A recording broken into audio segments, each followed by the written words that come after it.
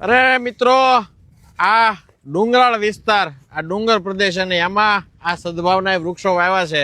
અમારી સાથે અમારા સાથી મિત્ર છે પ્રવીણભાઈ માંડાણી. પ્રવીણભાઈ, આ કયું ગામ છે? સરદાર. સરદાર. સરદાર એટલે સ્વામી નિત્ય સ્વરૂપ સ્વામીનું મંદિર, સ્વામિનારાયણ મંદિર વાળું એ સરદાર.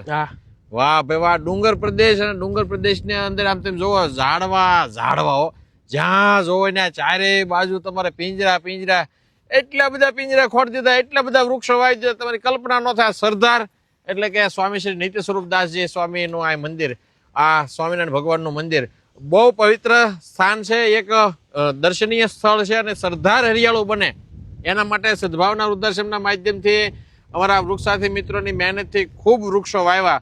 પણ અમારા પ્રવીણભાઈ એમ કે આ સદભાવના એટલે બધા પિંજરા વાવ્યા, એ કે સદભાવનાના ઝાડ વધે મારા વાળ વહી ગયા. સમજો, આન માથામાં વાળ ઘટી ગયા.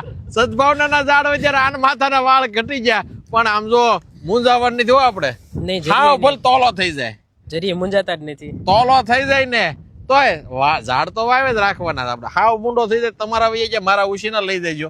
પણ સદભાવનાની કામગીરી આપણે અટકાવવાની નથી. 150 કરોડ વૃક્ષો વાવી આ સરદારની જેમ દરેક ગામડા વૃક્ષારોપણ કરે, આ દેશ હરિયાળો બને. સમગ્ર ભારતભરમાં 150 કરોડ વૃક્ષો વાવી અને ઉછેરવાના સંકલ્પ સાથે કામગીરી કરતી સંસ્થા એટલે સદભાવના વૃદ્ધાશ્રમ રાજકોટ.